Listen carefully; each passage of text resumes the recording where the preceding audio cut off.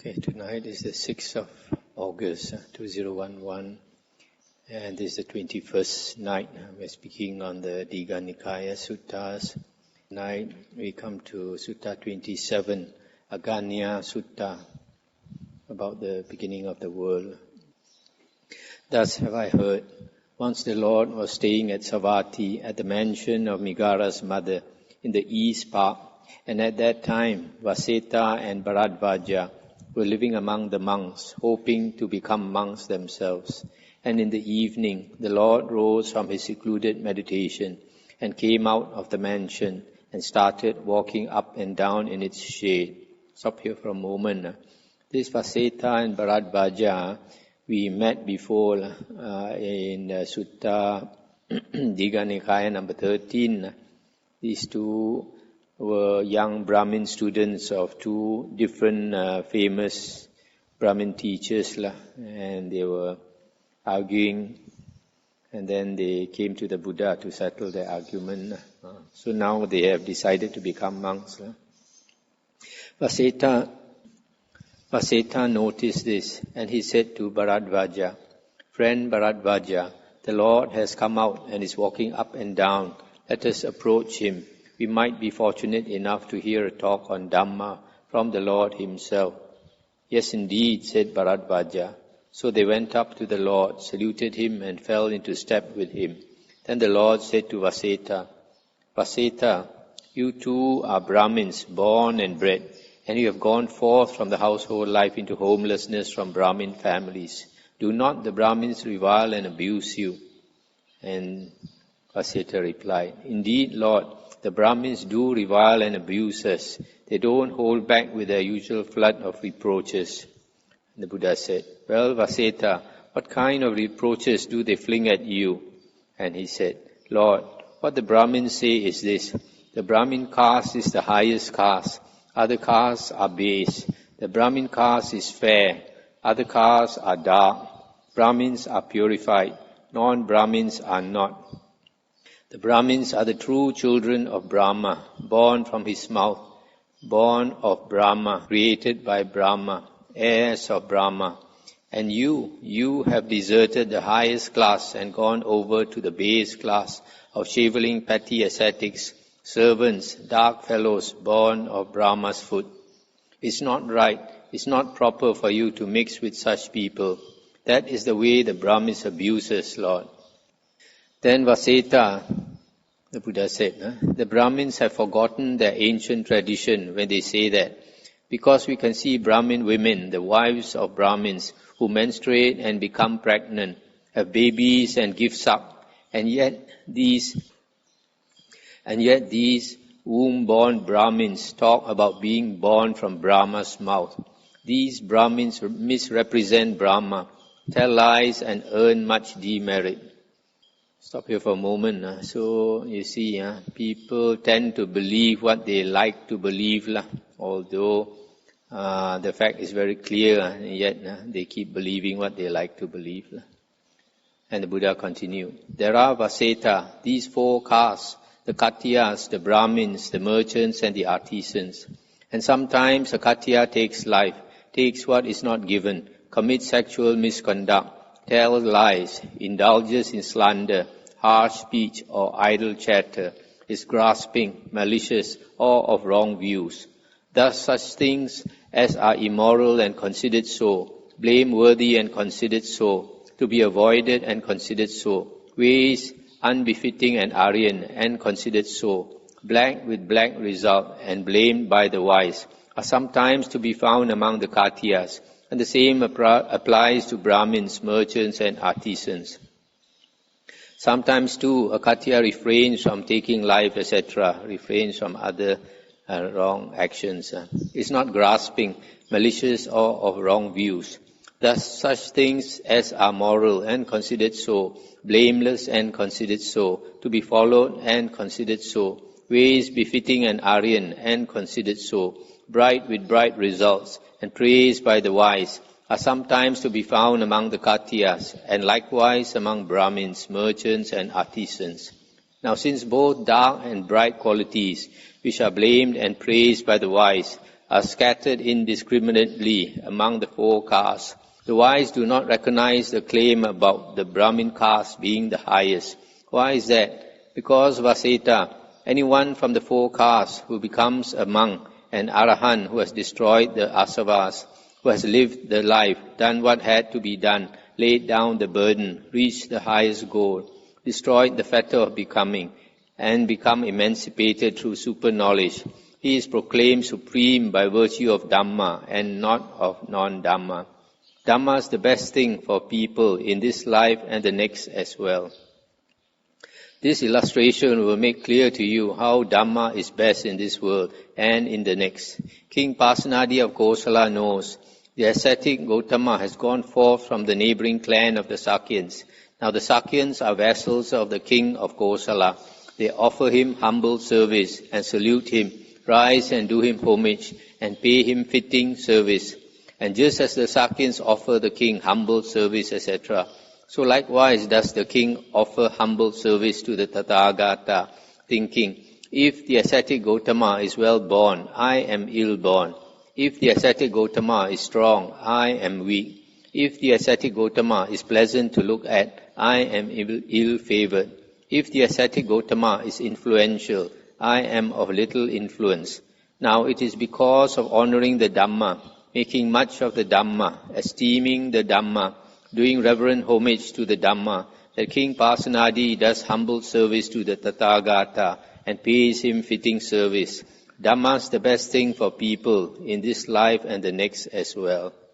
Stop here for a moment. So here the Buddha makes it plain how Dhamma is more important.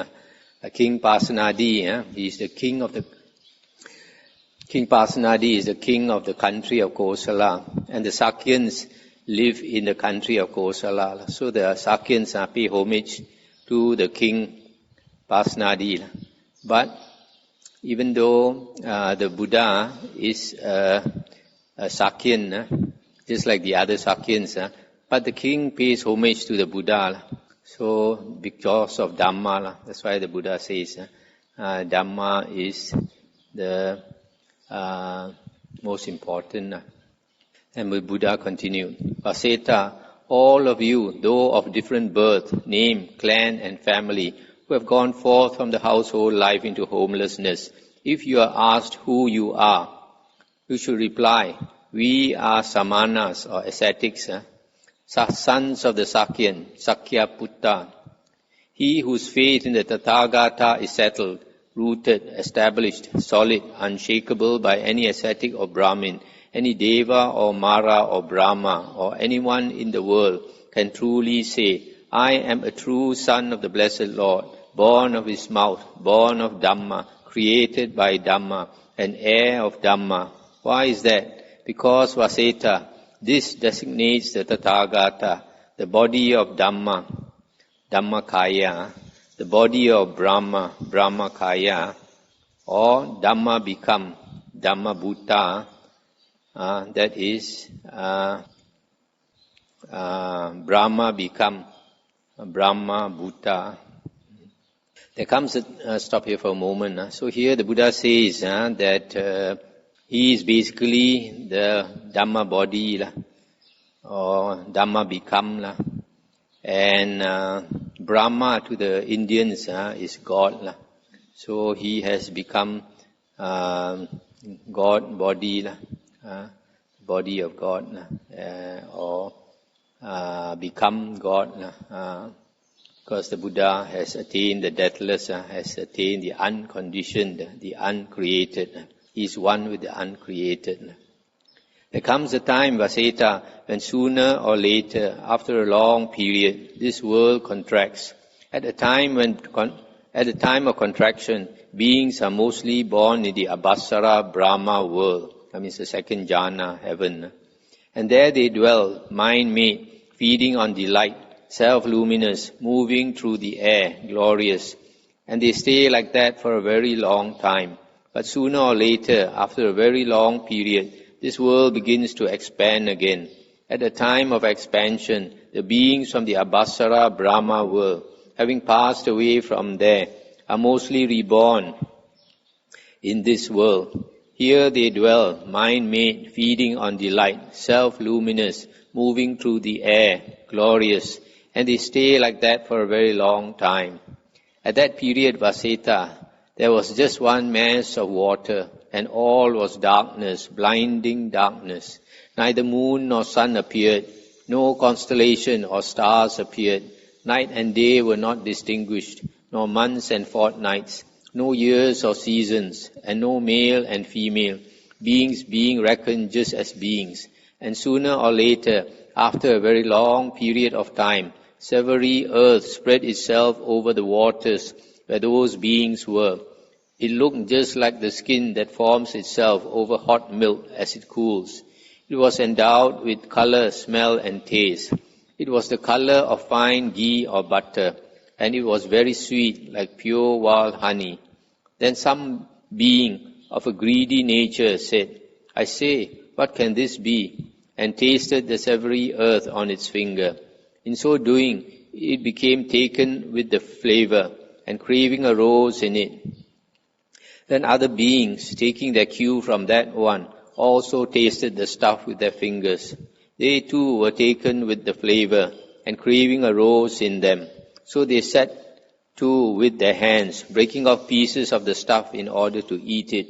And the result of this was that their self-luminance disappeared. And as a result of the disappearance of their self-luminance, the sun and moon appeared, night and day was distinguished, months and fortnights appeared, and the year and its seasons. To that extent, the world re-evolved. And those beings continued for a very long time, feasting on this savory earth, feeding on it and being nourished by it.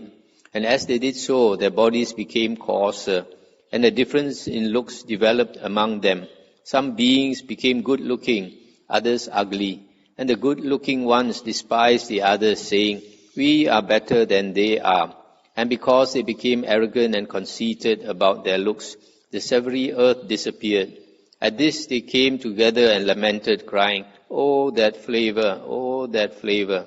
And so nowadays when people say, oh, that flavor, when they get something nice, they are repeating an ancient saying without realizing it. And then, when the savory earth had disappeared, a fungus cropped up in the manner of a mushroom. It was of a good color, smell, and taste. It was the color of fine ghee or butter, and it was very sweet, like pure wild honey. And those beings sat to and ate the fungus. And this lasted for a very long time. And as they continued to feed on the fungus, so their bodies became coarser still. And the difference in their looks increased still more. And the good-looking ones despised the others. And because they became arrogant and conceited about their looks, the sweet fungus disappeared. Next, creepers appeared, shooting up like bamboo. And they too were very sweet, like pure wild honey. Stop here for a moment. So according to this sutta here, when the earth started to be formed, probably just after the Big Bang, and all the stars were scattered, and everything was still dark, or maybe that was even before the Big Bang. Everything was blinding darkness, and then after that, the earth spread over the waters. So by that time, I think the earth would have formed. And then these beings, we were flying about.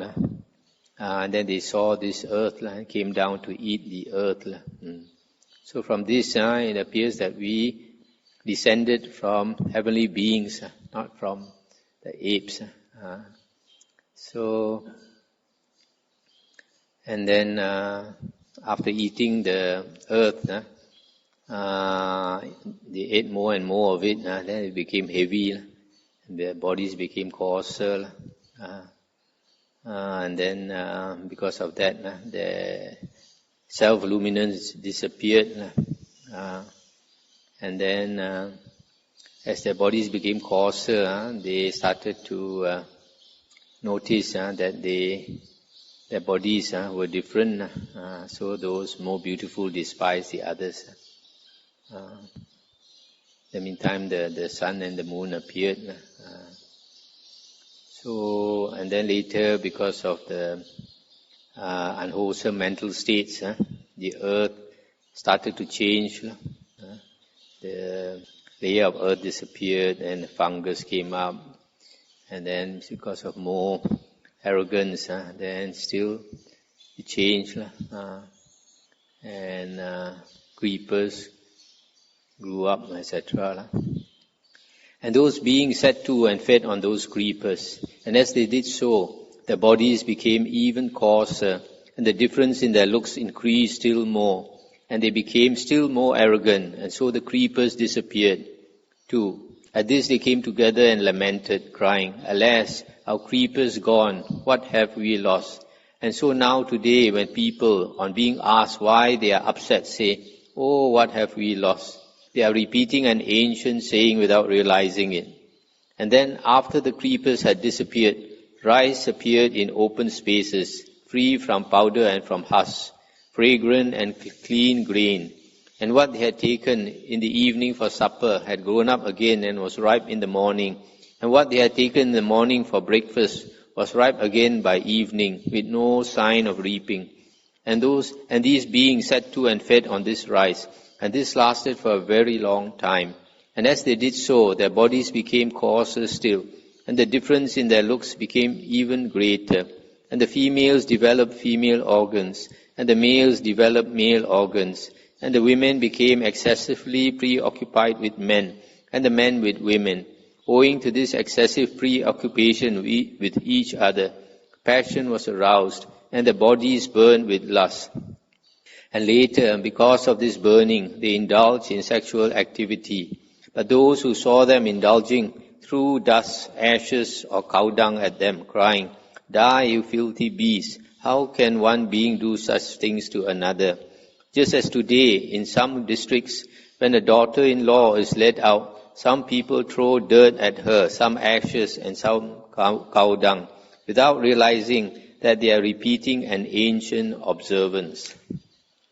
What was considered bad form in those days is now considered good form. And those beings who in those days indulged in sex were not allowed into a village or town for 1 or 2 months. Accordingly, those who indulged for an excessively long period in such immoral practices began to build themselves dwellings so as to indulge under cover. Now it occurred to one of those beings who was inclined to laziness, "Well now, why should I be bothered to gather rice in the evening for supper and in the morning for breakfast? Why shouldn't I gather it all at once for both meals?" And he did so. Then another one came to him and said, "Come on, let's go rice gathering." And he said, "No need, my friend, I've gathered enough for both meals." Then the other, following his example, gathered enough rice for 2 days at a time, saying, "That should be about enough." Then another being came and said to the second one, "Come on, let's go rice gathering." And he said, "No need, my friend, I've gathered enough for 2 days. And the same happened for 4 days, 8 days.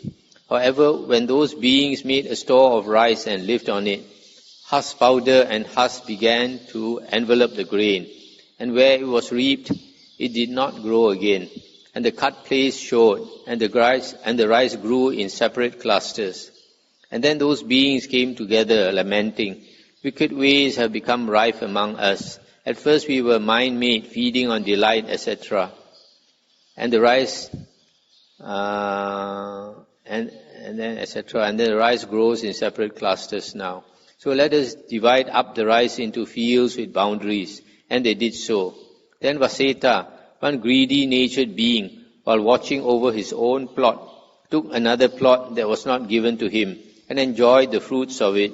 So they seized hold of him and said, "You have done a wicked thing, taking another's plot like that. Don't ever do such a thing again."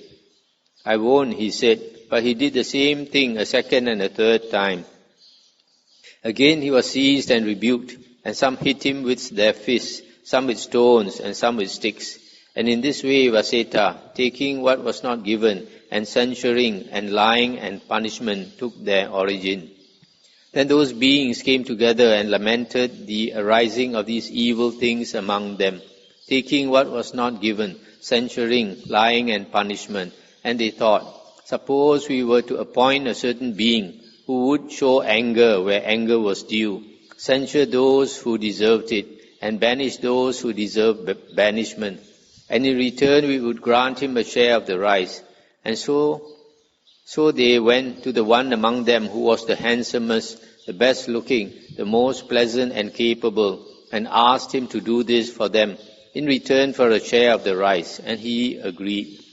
The people's choice is the meaning of Mahasamata, which is the first regular title to be introduced, the first king. Lord of the fields is the meaning of Katya, the second such title. And he gladdens others with Dhamma is the meaning of Raja, the third title to be introduced. This then, Vaseta, is the origin of the class of Katyas, in accordance with the ancient titles that were introduced for them. They originated among these very same beings, like ourselves, no different, and in accordance with Dhamma, not otherwise. Dhamma is the best thing for people, in this life and the next as well. Then some of those beings thought, evil things have appeared among beings, such as taking what is not given, censuring, lying, punishment and banishment. We ought to put aside evil and unwholesome states. And they did so. They put aside evil and unwholesome states is the meaning of Brahmin, or Brahmana in Pali, which is the first regular title to be introduced for such people. They made leaf huts in forest places and meditated in them, with the smoking fire gone out, with pestle cast aside, gathering alms for their evening and morning meals. They went away to a village, town or royal city to seek their food, and then they returned to their leaf huts to meditate. People saw this and noted how they meditated. They meditate is the meaning of Jayaka, which is the second regular title to be introduced. However, some of those beings, not being able to meditate in leaf huts, settled around towns and villages and compiled books. People saw them doing this and not meditating. Now these do not meditate is the meaning of Ajayaka, which is the third regular title to be introduced. At that time it was regarded as a low designation, but now it is the higher. This then, Vaseta, is the origin of the class of Brahmins in accordance with the ancient titles that were introduced for them.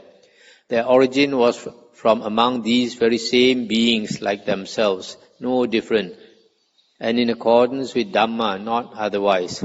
Dhamma is the best thing for people in this life and the next as well. And then Vaseta, some of those beings having paired off, adopted various traits, and this various is the meaning of Vesa, which came to be the regular title for such people. This then is the origin of the class of Vesas, in accordance with the ancient titles that were introduced for them. Their origin was from among these very same beings. Vesa is the merchant class. And then Vaseta, those beings that remain went in for hunting. They are base who live by the chase, and that is the meaning of Suddha, the worker class, which came to be the regular title for such people. This then is the origin of the class of Suddhas, in accordance with the ancient titles that were introduced for them. Their origin was from among these very same beings. And then Vaseta, it came about that Samkatya, dissatisfied with his own Dhamma, went forth from the household life into homelessness, thinking, I will become an ascetic. And the Brahmin did likewise, a Vesa likewise, and so did a Suddha. And from these four classes, the class of ascetics came into existence. Their origin was from among these very same beings, like themselves, no different, and in accordance with the Dhamma, not otherwise. Dhamma is the best thing for people in this life and the next as well. And Vaseta, a Katya who has led a bad life in body, speech and mind, and who has wrong view, will, in consequence of such wrong views and deeds, at the breaking up of the body after death, be reborn in a state of loss and ill fate, the downfall, the hell state. So too will a Brahmin, a Vesa or a Suddha. Likewise, a Khattiya who has led a good life in body, speech and mind, and who has right view, will in consequence of such right view and deeds, at the breaking up of the body after death, be reborn in a good destiny, in a heaven state. So too will a Brahmin, a Vesa or a Suddha. And a Khattiya who has performed deeds of both kinds, in body, speech and mind, and whose view is mixed, will in consequence of such mixed views and deeds, at the breaking up of the body after death, experience both pleasure and pain. So too will a Brahmin, a Vesa or a Suddha. And a Khattiya who is restrained in body, speech and mind, and who has developed the 7 requisites of enlightenment, will attain to Parinibbana in this very life. And so too will a Brahmin, a Vesa or a Suddha. And Vaseta, whoever of these 4 castes, as a monk, becomes an Arahant who has destroyed the asavas, done what had to be done, laid down the burden, attained to the highest goal, completely destroyed the fetter of being, and become liberated by the highest insight. He is declared to be chief among them in accordance with Dhamma and not otherwise. Dhamma is the best thing for people in this life and the next as well. Vaseta, it was Brahma Sanat Kumara who spoke this verse. The Khattiya is best among those who value clan. He with knowledge and conduct is best of gods and men. This verse was rightly sung, not wrongly, rightly spoken, not wrongly, connected with profit, not unconnected. I too say, Vaseta, the Khattiya is best among those who value clan. He with knowledge and conduct is best of gods and men. Thus the Lord spoke, and Vaseta and Bharadvaja were delighted and rejoiced at his words. That's the end of the sutta. So here the Buddha goes to show these 2 young Brahmins that in so many instances the Dhamma is the most valued. That's why somebody who practices the Dhamma is the most respected. Okay, let's go to the next sutta. Sampasadaniya Sutta. It's about supreme, serene faith. Thus have I heard. It's Sutta 28. Thus have I heard. Once the Lord was staying at Nalanda in Pavarika's mango grove, and the venerable Sariputta came to see the Lord, saluted him, sat down to one side and said, "It is clear to me, Lord, that there never has been, never will be, and is not now another ascetic or Brahmin who is better or more enlightened than the Lord." And the Buddha said, "You have spoken boldly with a bull's voice, Sariputta. You have roared the lion's roar of certainty. How is this? Have all the Arahant Buddhas of the past appeared to you, and were the minds of all those lords open to you, so as to say, these lords were of such virtue, such was their teaching, such their wisdom, such their way, such their liberation?" And he replied, "No, Lord." And the Buddha said, "And have you perceived all the Arahant Buddhas who will appear in the future?" And he said, "No, Lord." And the Buddha continued, "Well then, Sariputta, you know me as the Arahant Buddha, and you know the Lord is of such virtue, such his teaching, such his wisdom, such his way, such his liberation."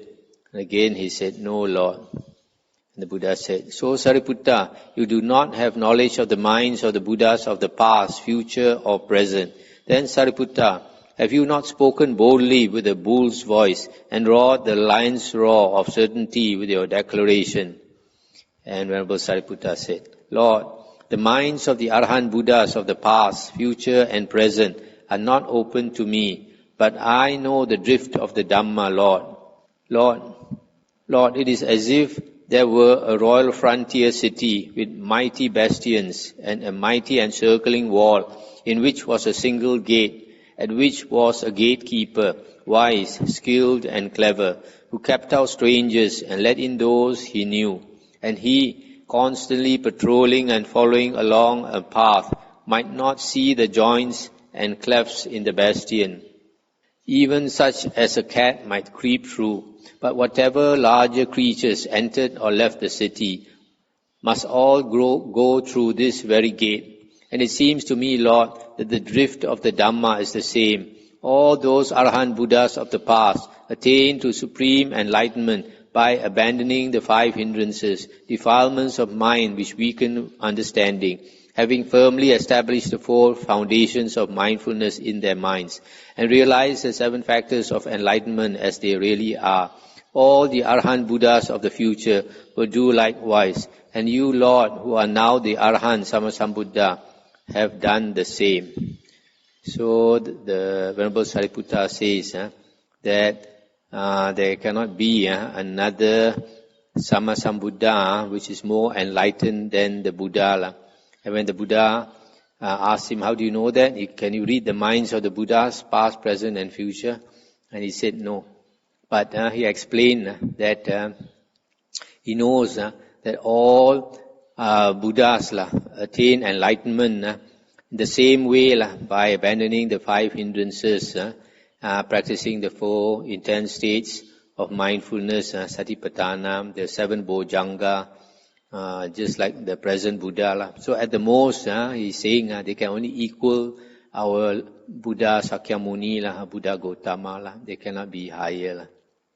And he continued, Venerable Sariputta. So I came once to the Blessed Lord to listen to Dhamma. And the Blessed Lord taught me Dhamma most excellently and perfectly, contrasting the dark with the light. And as he did so, I gained insight into that Dhamma. And from among the various things, I established one in particular, which was serene confidence in the teacher, that the Blessed Lord is a fully enlightened Buddha, that the Dhamma is well taught by the Blessed Lord, and that the Sangha of monks is well trained. Stop here for a moment. So here he's saying that from the Dhamma teaching of the Buddha, he has serene confidence in the Buddha, Dhamma and Sangha. Also, Lord, the Blessed Lord's way of teaching Dhamma in regard to the wholesome factors is unsurpassed. That is to say, the 4 intense states of mindfulness, the 4 right efforts, the 4 bases of psychic power, the 5 spiritual faculties, the 5 mental powers, the 7 factors of enlightenment, and the Noble Eightfold Path. By these a monk, through the destruction of the asavas, can in this very life, by his own super knowledge, realize and attain the corruption-free liberation by mind and liberation by wisdom, and abide therein. This is the unsurpassed teaching in regard to the wholesome factors. This the Blessed Lord fully comprehends, and beyond it lies nothing further to be comprehended. And in such understanding, there is no ascetic or Brahmin who is greater or more enlightened than the Blessed Lord as regards the wholesome factors. Similarly here, he's saying that all the Buddhas also attain these 4 intense states of mindfulness, 4 right efforts, etc., just like the Buddha. Also unsurpassed is the Blessed Lord's way of teaching Dhamma in regard to the elucidation of the sense spheres. There are the 6 internal and external sense bases, eye and visible objects, ear and sounds, nose and smells, tongue and taste, body and tactiles, mind and mind objects. This is the unsurpassed teaching in regard to the sense spheres. Also unsurpassed is the Blessed Lord's way of teaching Dhamma in regard to the modes of rebirth in 4 ways. Thus, one descends into the mother's womb unknowing, stays there unknowing, and leaves it unknowing. That is the first way. Or one enters the womb knowing, stays there unknowing, and leaves it unknowing. This is the second way. Or one enters the womb knowing, stays there knowing, and leaves it unknowing. That is the third way. Or one enters the womb knowing, stays there knowing, and leaves it knowing. That is the fourth way. This is the unsurpassed teaching in regard to the modes of rebirth. Stop here for a moment. So here, what the Venerable Sariputta is saying is like what the Buddha said, that there is a being that enters the womb, and it doesn't matter what you call it, whether you call it the soul, or you call it a intermediate body, or you call it a Gandhava. They all mean the same thing, and it's just a transitory body, transition state, where this being exists for a short while before it enters the womb. Once he enters the womb, then he's born as a human. So, because it's a very temporary state, the Buddha has not designated it as another destination of rebirth. That is all, just because it's very short time there. So, of course, in the Abhidhamma, they don't acknowledge that there is such a thing that enters the womb. They say nothing enters the womb. The consciousness just starts. But from here, it's very clear that something clearly enters the womb. Also unsurpassed is the Blessed Lord's way of teaching Dhamma in regard to the telling of thoughts in 4 ways. Thus, one tells by a visible sign, saying, "This is what you think, this is in your mind, your thought is like this." And however much one declares, it is so and not otherwise. That is the first way. Or one tells not by a visible sign, but through hearing a sound made by humans, non-humans or devas. This is the second way. Or one tells not by a sound uttered, but by applying one's mind and attending to something conveyed by sound. This is the third way. Or one tells not by any of these means, when one has attained a state of mental concentration without thought directed and sustained, by divining another's thoughts in one's mind, and one says, "As far as so-and-so's mind force is directed, so his thoughts will turn to that thing." And however much one declares it, it is so and not otherwise. This is the fourth way. This is the unsurpassed teaching in regard to the telling of thoughts in 4 ways. Also unsurpassed is the Blessed Lord's way of teaching Dhamma in regard to the attainment of vision in 4 ways. Here some ascetic of Brahmin, by means of ardor, endeavor, application, vigilance and due attention, reaches such a level of concentration that he considers just this body, upwards from the soles of the feet and downwards from the crown of the head, enclosed by the skin and full of manifold impurities. In this body there are head hairs, body hairs, nails, teeth, skin, flesh, sinews, bones, bone, marrow, kidney, heart, liver, pleura, spleen, lung, mesentery, bowel, stomach, excrement, bile, phlegm, pus, blood, sweat, fat, tear, tallow, saliva, snot, synovic fluid, urine. That is the first attainment of vision. Again, having done this and gone further, he contemplates the bones covered with skin, flesh and blood. This is the second attainment. Again, having done this and gone further, he comes to know the unbroken stream of human consciousness as established both in this world and in the next. That is the third attainment.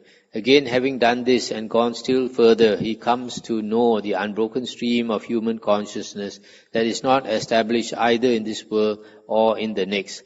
That is the fourth attainment of vision. This is the unsurpassed teaching in regard to the attainment of vision. Also unsurpassed is the Blessed Lord's way of teaching Dhamma in regard to the designation of individuals. There are these 7 types. The both ways liberated, Ubato Bhaga Vimutta. The wisdom liberated, Ceto, wisdom, Panya Vimutta. The body witness, Kaya Sakin. The vision attainer, Ditthipata. The faith liberated, Saddha Vimutta. The Dhamma follower or devotee, Dhammanusarin. The faith devotee or faith follower, Saddhanusarin. This is the unsurpassed teaching in regard to the designation of individuals. Stop here for a moment. These last 7 types of individuals mentioned are the 7 types of Aryans. This is mentioned in the Kitagiri Sutta, Majjhima Nikāya, number 70. And according to Anguttara the first 2, Ubato Bhaga Vimutta, the both ways liberated, is similar to the mind liberated, liberation by mind, Ceto Vimutta, is an Arahant. The second one is also an Arahant, Panya Vimutta, wisdom liberated. The third, Kaya Sakin, 4th and 5th, Kaya Sakin, Ditthipata and Saddha Vimutta. According to the Anguttara Nikāya 3.21, they are either the second fruit, third fruit or fourth path attainer. And then the last two are the first path attainers. Also unsurpassed is the Blessed Lord's way of teaching Dhamma in regard to the exertions. There are these 7 factors of enlightenment: mindfulness, investigation of Dhamma, energy, delight, tranquility, concentration, and equanimity. This is the unsurpassed teaching in regard to the exertions. Also unsurpassed is the Blessed Lord's way of teaching Dhamma in regard to the modes of progress, which are 4. Painful progress with slow comprehension, painful progress with quick comprehension, pleasant progress with slow comprehension, pleasant progress with quick comprehension. In the case of painful progress with slow comprehension, progress is considered poor on account of both painfulness and slowness. In the case of the painful progress with quick comprehension, progress is considered poor on account of painfulness. In the case of pleasant progress with slow comprehension, progress is considered poor on account of slowness. In the case of pleasant progress with quick comprehension, progress is considered excellent on account of both pleasantness and quick comprehension. This is the unsurpassed teaching in regard to the modes of progress. Also unsurpassed is the Blessed Lord's way of teaching Dhamma in regard to proper conduct in speech. How one should avoid not only any speech involving lying, but also speech that is divisive or sneeringly triumphant, but should use wise words, words to be treasured, words in season. This is the unsurpassed teaching in regard to proper conduct in speech.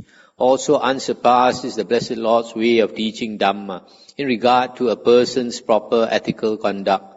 One should be truthful and faithful, not using deception, patter, hinting or belittling, not always on the make for further gains, but with sense doors guarded, abstemious, means moderate, not self-indulgent. A peacemaker, given to watchfulness, active, strenuous in effort, a meditator, mindful, of fitting conversation, steady going, resolute and sensible, not hankering after sense pleasures, but mindful and prudent. This is the unsurpassed teaching in regard to a person's proper ethical conduct. Also unsurpassed is the Blessed Lord's way of teaching Dhamma in regard to modes of receptivity to instruction, of which there are 4. The Blessed Lord knows by His own skilled observation that one will, by following instructions, by the complete destruction of 3 fetters, become a stream winner, no more subject to rebirth in lower worlds, firmly established, destined for full enlightenment. That one will, by following instructions, by the complete destruction of 3 fetters and the reduction of greed, hatred and delusion, become a once returner, and having returned once more to this world, will put an end to suffering. That one will, by following instructions, by the complete destruction of the 5 lower fetters, be spontaneously reborn, and there will reach Nibbana without returning from that world. That one will, by following instructions, by the destruction of the asavas, gain in this very life the deliverance by mind, the deliverance by wisdom, which is uncorrupted, and which one has understood and realized by one's own super knowledge. This is the unsurpassed teaching in regard to the modes of receptivity to instruction. Also unsurpassed is the Blessed Lord's way of teaching Dhamma in regard to the knowledge of the liberation of others. The Blessed Lord knows by His own skilled observation that one will, by the complete destruction of 3 fetters, become a stream winner. That one, with the reduction of greed, hatred and delusion, will become a once returner. By the complete destruction of the 5 lower fetters, that one will be spontaneously reborn. By the destruction of the asavas, he will gain in this very life the liberation by mind, the liberation by wisdom, which is uncorrupted. Also unsurpassed is the Blessed Lord's way of teaching Dhamma in regard to the doctrine of eternalism. There are 3 such theories. Here some ascetic or Brahmin, by means of ardor, endeavor, etc., recall various past existences, up to several 100,000 births, as in Sutta number 1. In this way, he remembers the details of his various past lives, and he says, I know the past, whether the universe was expanding or contracting, but I do not know the future, whether it will expand or contract. The self and the world are eternal, barren, steady as a mountain peak, rooted like a pillar. Beings run on, transmigrate, pass away and re-arise, yet these persist eternally. Number 2, again some ascetic or Brahmin recalls various existences up to 20 aeons. Number 3, again some ascetic or Brahmin recalls various existences up to 10, 20, 30, 40 aeons. This is the unsurpassed teaching in regard to the doctrine of eternalism. These are all mentioned in Dīgha Nikāya Sutta number 1.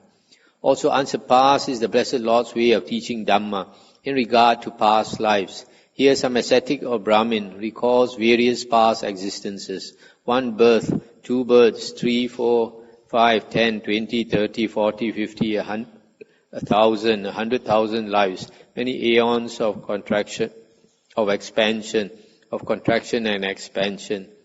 Then I was called so and so. This was my clan, my caste. I ate this, had these happy and unhappy experiences, lived for so long.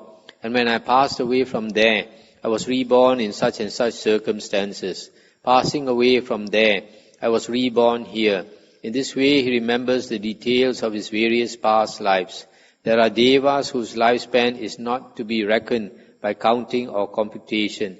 Yet whatever existence they have previously experienced, whether in the world of form or in the formless world, whether conscious, unconscious, or neither conscious nor unconscious, they remember the details of those past lives. This is the unsurpassed teaching in regard to remembrance of past lives. Also unsurpassed is the Blessed Lord's way of teaching Dhamma in regard to the knowledge of the death and rebirth of beings. Here some ascetic or Brahmin attains to such concentration of mind that he sees with the divine eye, purified and surpassing that of humans, beings passing away and arising, base and noble, well-favored and ill-favored, to happy and unhappy destinations as karma directs them.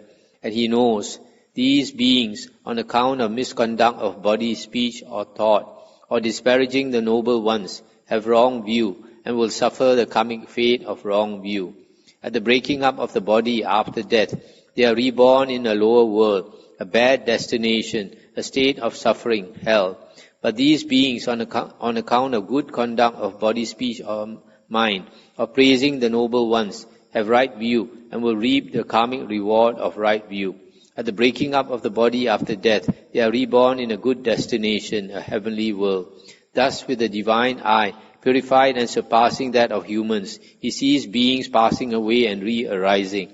This is the unsurpassed teaching in regard to knowledge of the death and birth of beings. Also unsurpassed is the Blessed Lord's way of teaching Dhamma in regard to the supernormal powers. These are of 2 kinds. There is the kind that is bound up with the asavas and with attachment, which is called un-Aryan. And there is the kind that is free from the asavas and not bound up with attachment, which is called Aryan. What is the un-Aryan supernormal power? Here some ascetic or Brahmin enjoys various supernormal powers. Being one, he becomes many. Being many, he becomes one. He appears and disappears. He passes through fences, walls, and mountains unhindered as if through air. He sinks into the ground and emerges from it as if it were water. He walks on the water without breaking the surface as if on land. He flies cross-legged through the sky like a bird with wings. He even touches and strokes with his hand the sun and moon, mighty and powerful as they are.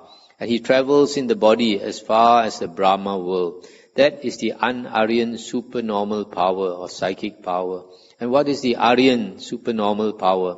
Here among, if he wishes, let me abide with the disgusting, not feeling disgust, can so abide.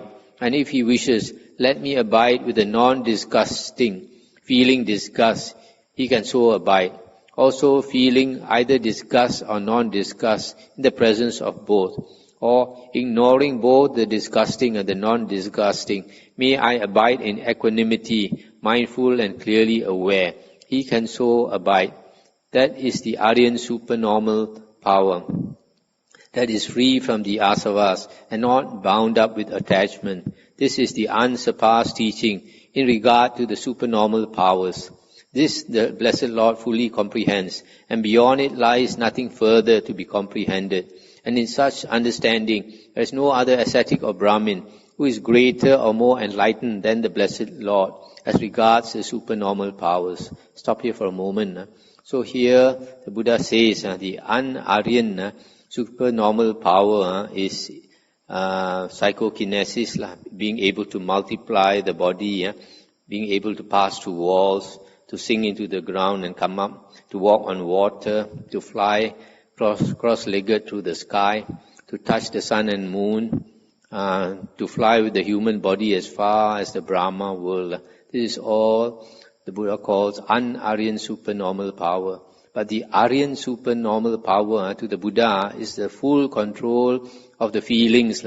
So if you are with something disgusting, the Arahant, for example, he is sitting among all corpses, smelly and bloated and rotting, all disgusting corpses.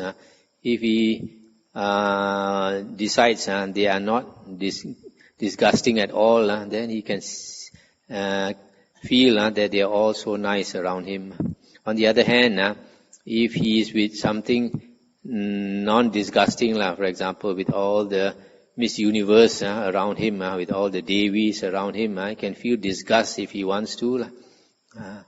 And then in the presence of both, he can feel disgust or non-disgust, or he can feel equanimous without the feelings moving at all. So full control of the feelings to the Buddha is Aryan supernormal power, because if we are moved by our feelings, then we suffer. But if we are master of our feelings, then nothing can make us suffer. Whatever Lord it is possible for a clansman endowed with confidence to achieve by putting forth effort and by persistence, by human effort, human exertion and human endurance, that the Blessed Lord has achieved. For the Blessed Lord gives himself up neither to the pleasures of the senses, which are base, vulgar, for worldlings, and not for the noble and unprofitable, nor to self-torment, which is painful, ignoble, and unprofitable.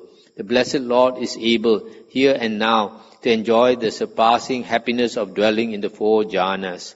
Lord, if I were asked, well now, friend Sariputta, have there ever been in the past any ascetics and Brahmins more exalted in enlightenment than the Blessed Lord? I should say no. If asked, will there be any such in the future? I should say no. If asked, is there any such at present? I should say no. Again, if I were asked, have there been any such in the past equal in enlightenment to the Blessed Lord? I should say yes. If asked, will there be any such in the future? I should say yes. But if I were asked, are there any such at present equal in enlightenment to the Blessed Lord? I should say no. And if I were then asked, Venerable Sariputta, why do you accord this highest recognition to one and not the other? I should say, I have heard and received it from the Blessed Lord's own lips. There have been in the past and there will be in the future Arahant Buddhas equal in enlightenment to myself. I have also heard and received it from the Blessed Lord's own lips that it is not possible, it cannot be, that in one and the same world system, two Arahant Sammasambuddhas should arise simultaneously. No such situation can exist. Lord, if I were to reply thus to such questions, would I be speaking in conformity with the Blessed Lord's word and not misrepresenting him by departing from the truth? Would I be explaining Dhamma correctly so that no fellow follower of the Dhamma should contest it or find occasion for censure? And the Buddha said, certainly, Sariputta, if you answered like this, you would not misrepresent me. You would be explaining Dhamma correctly and not laying yourself open to censure. At this, the Venerable Udai said to the Lord, it is wonderful, Lord. It is marvelous how content the Blessed Lord is, how satisfied and restrained. When being endowed with such power and influence, he does not make a display of himself.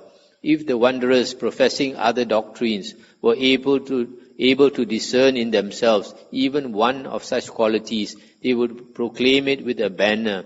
It is wonderful that the Blessed Lord does not make a display of himself. And the Buddha said, well then, Udai, just observe, so it is. If such wanderers were able to discern in themselves even one of such qualities, they would proclaim it with a banner. But the Tathagata is content. He does not make a display of himself. Then the Lord said to Sariputta, and therefore you, Sariputta, should frequently speak about this matter to monks and nuns, to male and female lay followers, and any foolish people who have doubts or queries about the Tathagata will, by listening to such talk, have their doubts and queries resolved. This is how the Venerable Sariputta proclaimed his confidence in the Lord. And so, one name for this exposition is the serene faith. Sampasadaniya Sutta. That's the end of the suttas. Huh? Anything to discuss?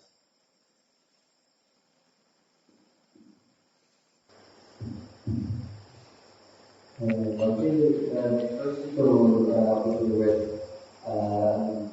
explains Vedas came down to earth and indulgence sent by wisdom. Is that similar to the story of Adam and Eve? No, it is not similar. In the Bible, it says that Adam and Eve were expelled from heaven because they ate the forbidden fruit. But here, the Devas were flying around, and when they saw earth, they came down to explore it, and then they found this chocolate-like thing. So they tasted it, and it tasted good. So they thought, why should we go anywhere else? So they enjoyed themselves there, and as they ate, they became heavier, and they could not fly after some time.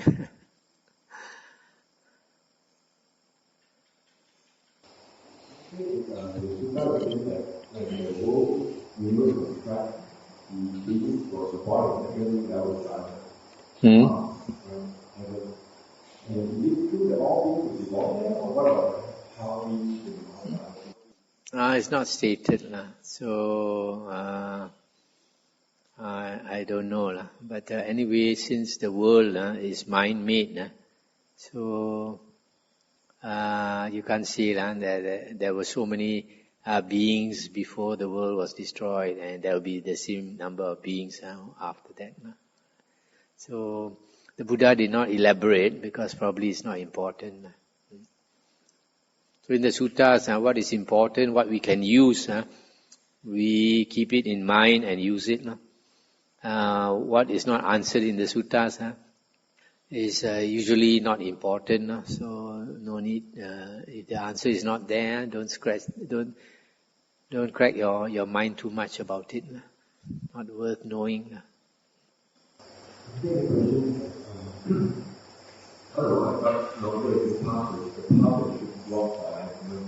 And how does it connect to the 37 factors of enlightenment? It is derived from the noble path, because in the fourth group, the end of suffering is noble path. But how does the 37 factors come into it? Because this is the 37 factors of enlightenment. Noble path is part of it. This is subjective. How the 37 Bodhipakkhiya Dhammas are connected to the Noble Eightfold Path.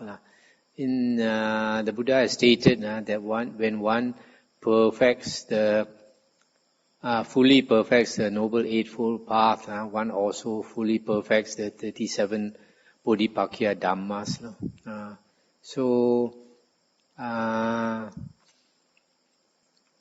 You see, Take, for example, the 4 Iddhipada.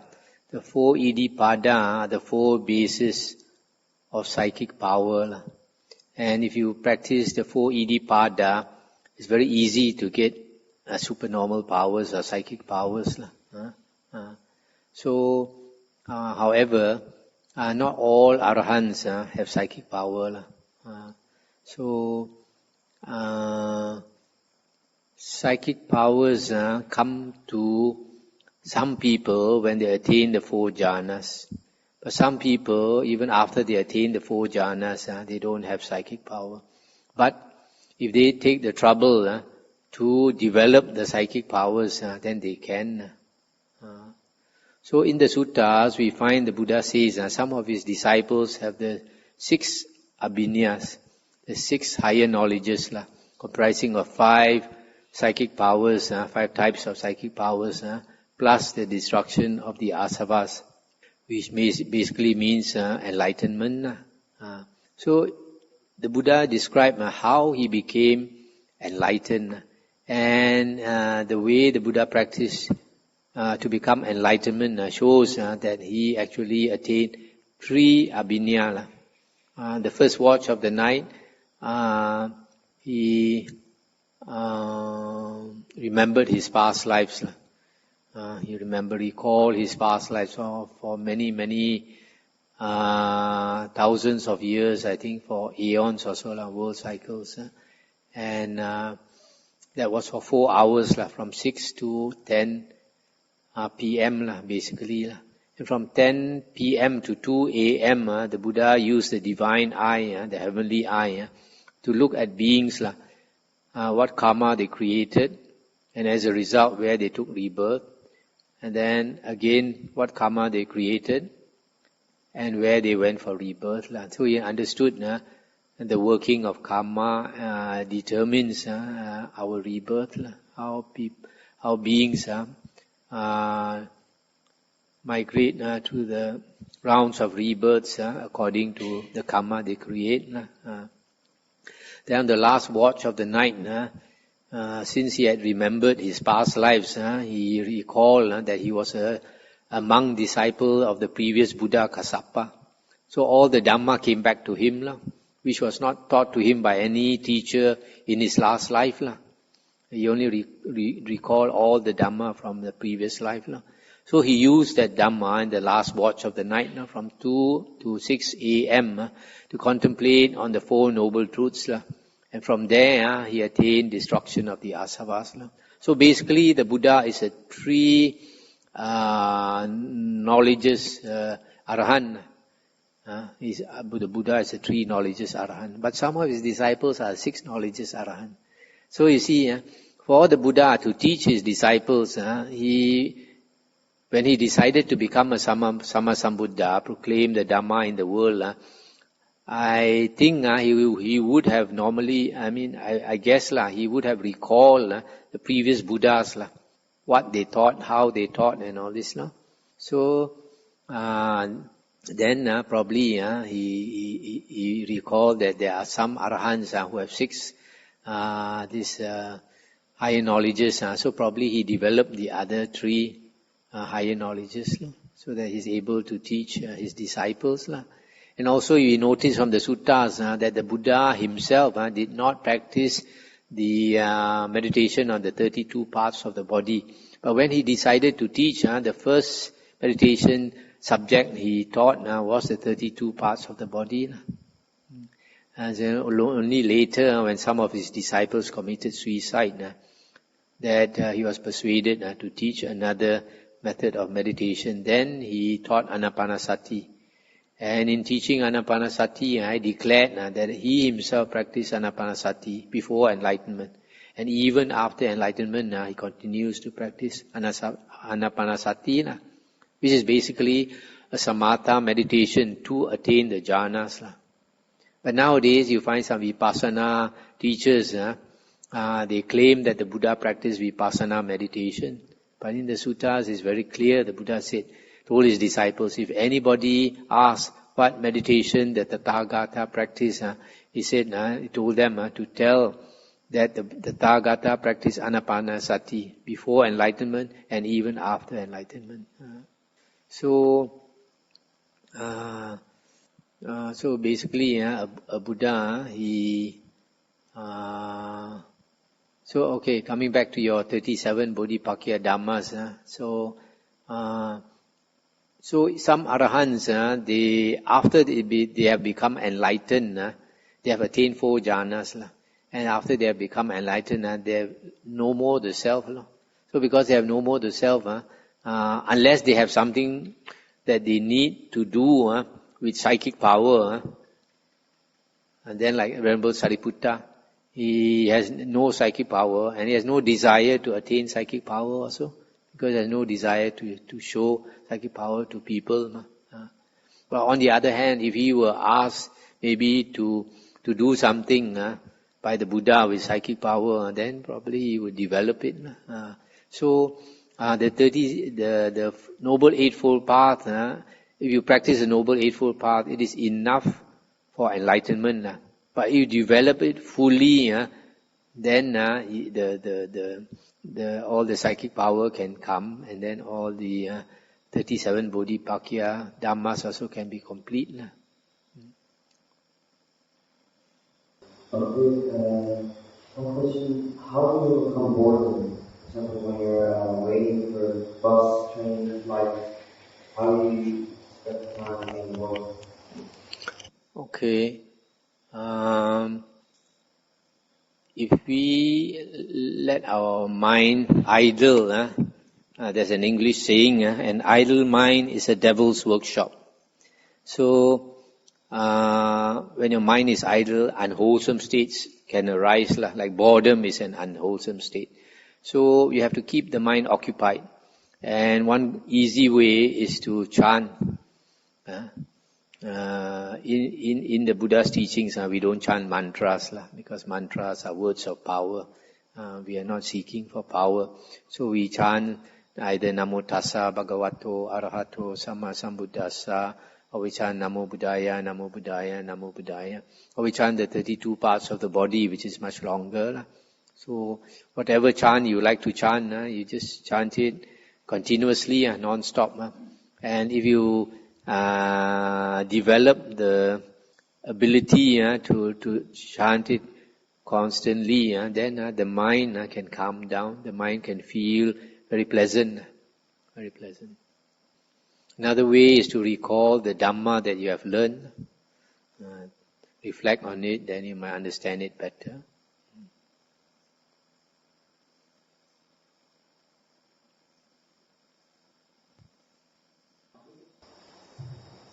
Bhante, can we achieve jhana by chanting?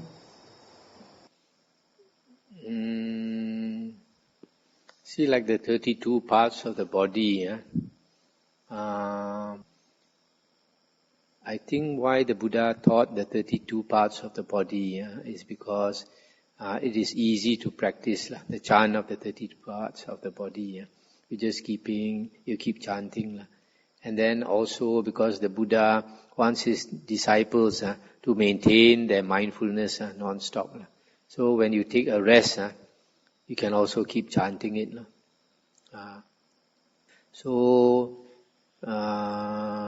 I'm not sure, but I think it's probably you can attain the first jhana, only the first jhana from chanting. If you practice to the state that it keeps this chant goes non-stop in your mind, and if you can maintain your mindfulness most of the time with that chant.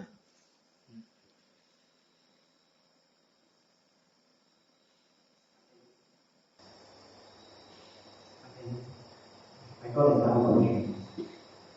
From another sutta, we read that the Buddha refused to answer 10 questions raised by the wanderer. And the reason why he refused is that because they are not conducive to the practice, to the end of suffering. But here, we see that The Buddha explained the beginning of the universe, so in details. I'm wondering why he refused to answer the 10 questions, but here he explained them in such details. I think the Buddha sees the person, whether he is capable of understanding. Then only the Buddha will explain. Like in one of the suttas, one external sect ascetic asked the Buddha about non-self. And the Buddha kept quiet. And then after asking a few questions which the Buddha did not answer, this wanderer, external sect ascetic, left. And after that, remember, Ananda asked the Buddha, why didn't you explain Bhagava? And the Buddha said, if I say there is a self, that would contradict the Dhamma. And if I say there is no self, and then this person will be, this wanderer will be confused. All the time I have a self, now I have no self. So he is not able to understand, especially external sect wanderers, ascetics. The Buddha said they are not trained in the way the Buddha's disciples are trained. They are not familiar with the Dhamma that the Buddha's disciples are familiar with.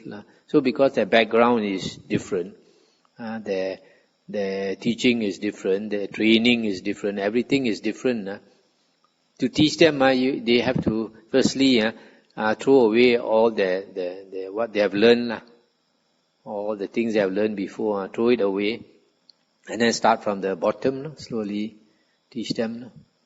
To tell them the higher Dhamma immediately, they will not be able to grasp it.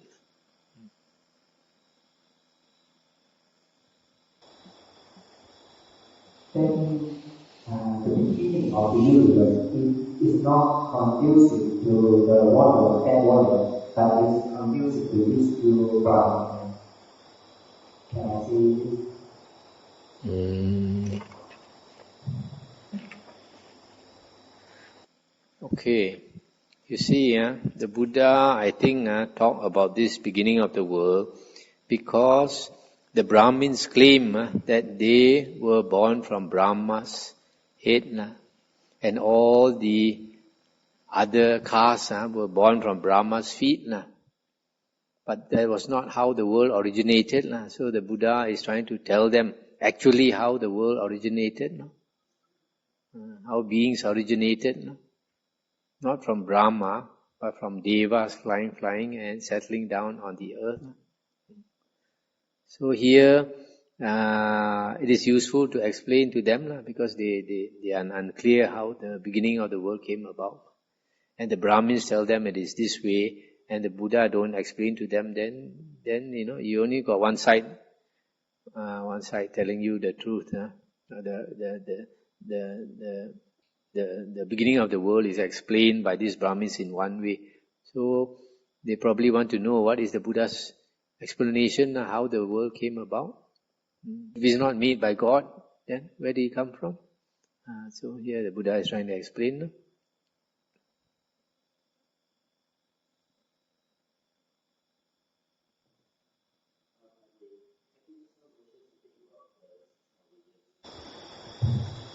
Bhante, can you just mention something about the six knowledges? May I know what the six knowledges are? The six knowledges, 5 of them have to do with psychic power. The first one is psychokinesis, as mentioned here, one body multiplying into many bodies, and then can be able to pass through the wall, can dive into the earth and come out as though it is water, can walk on the surface of the water, can touch the sun and the moon, can fly with the human body, sitting cross-legged up to the Brahma heavens, which is very far. This is the first one. The second one is the heavenly eye, being able to see heavenly beings, and then the ghost realm, and see hell and all these things. Third one is heavenly ear. You can hear spirits talking, you can hear human beings from far talking, all this, divine ear. That's how many are there? There's 3. And then another one is to be able to recall your past lives, up to thousands of lifetimes or world cycles. And then the 5th one, to be able to read the minds of other beings. Okay? What other people are thinking, what the Deva is thinking, what the ghost is thinking. Then the last one is the destruction of the asavas, which means enlightenment. So you imagine if you are striving to attain all these psychic powers, don't you think the ghosts and all that will be frightened? If you attain the divine eye, you can see them. You attain the divine ear, you can hear what they are talking. Then they try to kacau you, block you from attaining all these psychic powers. So that's why when you develop yourself up to that stage, when you are nearing that stage, they come and disturb you. That's why Mara comes to disturb the Jesus Christ. Mara comes to disturb the Buddha, the Arahant disciples, and all that. Okay, shall we end here?